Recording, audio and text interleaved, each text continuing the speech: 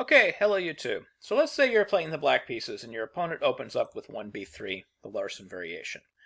And you don't want to play the absolute main lines. You don't want to play e5 because the main lines are hard and there's a lot of theory to memorize. And not only is there a lot of theory to memorize, there's a lot of different paths that people can go down that they never went down in the past. So what's an alternative that you can play against b3 that'll steer the game more towards your game and maybe take your opponent into a less well-known territory? Well, the move that I actually recommend is to play one pawn to c5 in response to one pawn to b3, and that is going to be the subject of this video. So if you like this kind of content and you want to see more of it, please hit that subscribe button and click on your notification icon. So first off, let's talk about why you might want to avoid pawn to e5. Like, I know I got a lot of beginners on this channel that maybe they don't understand why somebody would even want to avoid playing pawn to e5. As a matter of fact, like when I started out as a player, one of the earliest games that I learned was this game, Larsen versus Spassky, that was played back in 1970. And it was a great game for Boris Spassky. The game continued bishop b2, knight to c6, pawn to c4, which nobody plays anymore. And then we have knight f6, knight f3, e4 here, bishop c5, and then Spassky just gets like this massive lead in development, castles queenside, conducts a kingside attack, marches this h-pawn all the way down the board, plays h5, idea h4, hg3. I actually used to do lectures with this game, and I called it the little pawn that could, because this pawn's like a little engine that just kind of marches up the board. So we have h3, h4, takes, already threatening to make a queen, sacrifices the rook to get the pawn to go another square. Then we have rook f1, because rook g1 immediately loses to queen h4, and then simply queen h1. So rook f1 was played in the game, but of course this also immediately loses. Queen h4, king over, and then simply g takes f1 equals queen resigns. The whole point being that, for instance, bishop takes f1, bishop g4 check, king c1 check, and mate. Okay, so this is a great game. Everybody wanted to emulate this game. The problem is this game was played back in 1970, and if you're doing the math, that was 54 years ago. So people have had 54 years to look at this game and obviously avoid a lot of the major mistakes that were made in this game. So nobody ever lets you do this if you're playing this in tournaments. After knight c6, you're not going to be facing pawn to c4, followed by all these passive moves that Larsen played. You're going to be facing usually something like e3 here, and then after knight f6, you're going to have bishop b5, where the actual theoretical move here is this very awkward bishop d6, and now you can start to see why maybe you might want to avoid this. And actually after knight a3, the theoretical move, or one of the theoretical moves, is to put your knight on the rim and play knight a5, so awkward stuff. And I am going to do like a whole video where I go over all the current theory with 1 to e5, but this is just kind of the main reason why you might want to avoid it, because these positions are very awkward to play. And even the positions without b5, like knight f3, e4, and then knight d4, these positions can be very awkward to play. Even just if you play something simple like knight d4, bishop e7, pawn to c4, this is a little different. Castles, knight c3, b6, this is about as simple as it gets, but even these positions can get pretty awkward. So that brings us back to, how do I play something that I'm comfortable with? I mean, because this is fine. If you want to play this, this is totally acceptable for black. But maybe you're not completely comfortable with it, or maybe just the people you're playing against are more comfortable playing this with the white pieces than you are playing against it with the black pieces. So how do I take the game into my territory? Well, b3, the move I like is c5. So it's a transpositional move. You're willing to play against either a symmetrical English, where b3 is in play, or you're willing to play against a Sicilian. So if you have a Sicilian in your repertoire, like e4, c5, this can turn into a Sicilian. It can turn into a form of the Sicilian called the b3 Sicilian.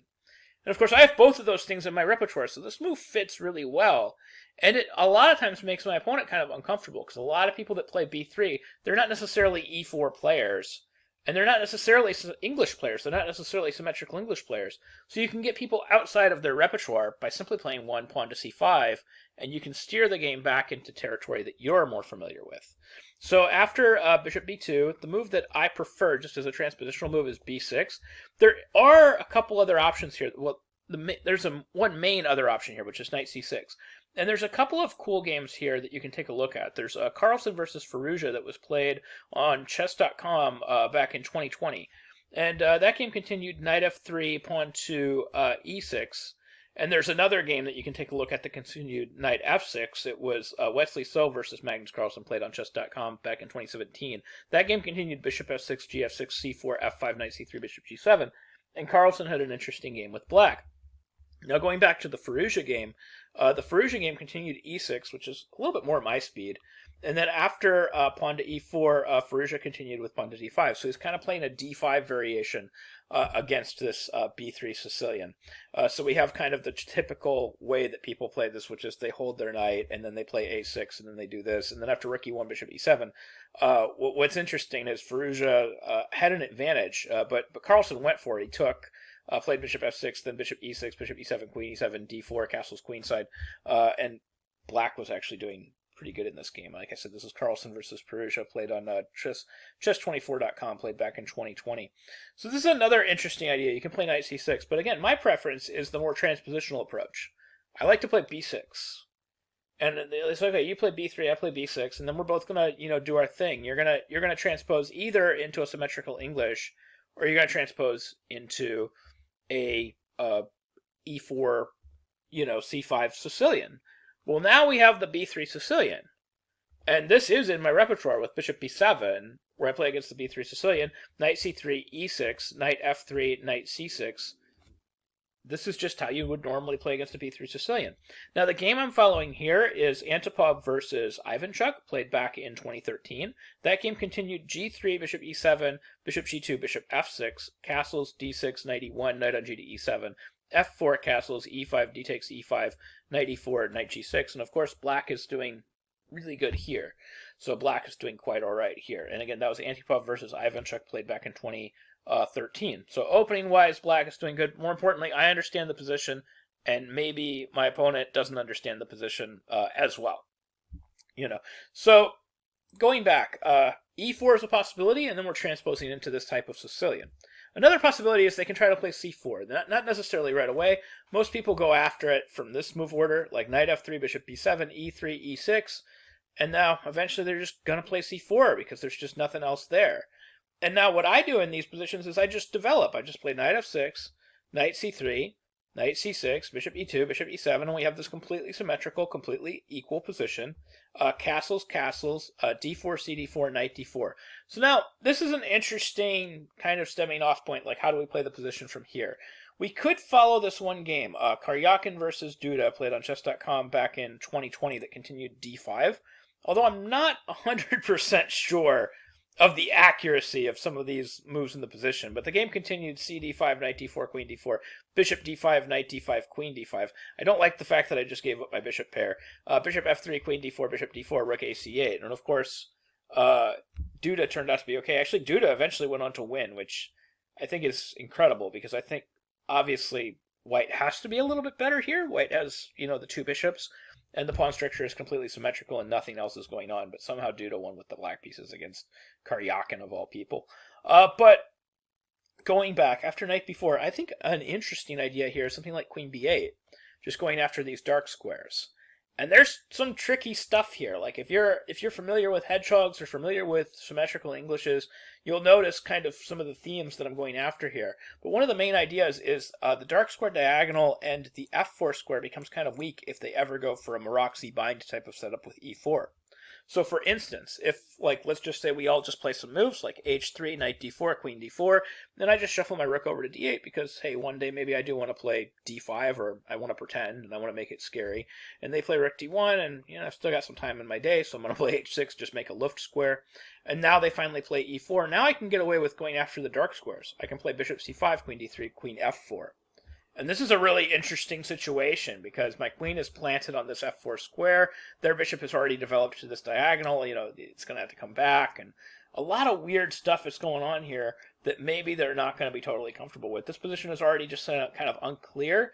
Maybe black is already completely equalized by planting his queen on f4. This is actually a decent situation for the Maroczy bind pawn structure because you're occupying these dark squares sort of around the pawns.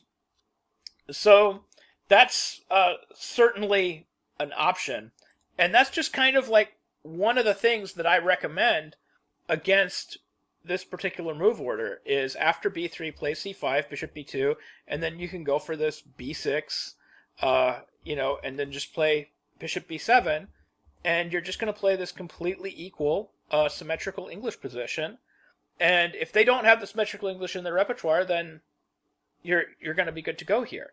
And for me, this is the easiest way to play against the Larsen variation, because I have to have this in my repertoire anyway. I already play this against c4, so why not just play it against the Larsen as well? I already play c5 against e4, so I already have the Sicilian in my repertoire, and I already have to play this against the b3 Sicilian. So why not just port this over and play it all against the Larsen, and I don't have to add anything to my repertoire or change anything. And of course, if my opponents wanted to play me in those other two lines, they could have played those other two. They could have started with e4 or started with c4, and we would have ended up in the same spot. So anyways, that's my advice on how to meet the Larsen, beginning with pawn to b3. You can play this move, pawn to c5. Now, I will do another video at some point on how to play the absolute best lines, the main lines, beginning with pawn to e5. But anyways, I hope you found this video helpful. I hope you learned something new about chess, and I hope you can incorporate some of these ideas into your own games. Thank you very much for watching.